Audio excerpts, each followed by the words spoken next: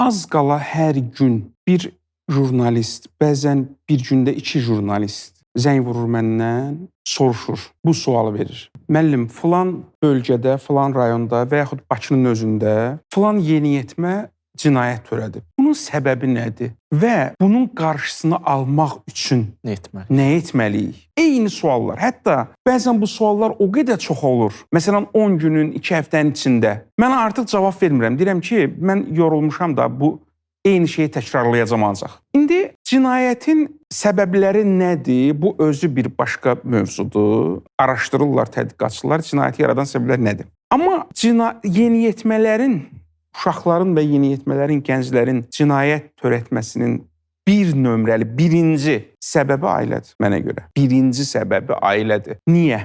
Çünki yeniyetmə, uşaq, gənc ailədən çıxıb, göydən düşməyib və ailədə olan təbəddülatlar, ata-ana arasında olan söz-söhbətlər, konfliktlər, bir-birini təhqir etməsi bir mənalı olaraq uşağa təsir edir. Hətta uşaq 6 aylıq körpə olsa belə, onun yanında ata-ana bir-birini söyüb təhqir edirsə, bir-birinə qarşı aqressiv, davadalaşla davranırsa, bu həmən uşağın psixologiyasına təsir edir. Bunu tədqiqatçılar deyir.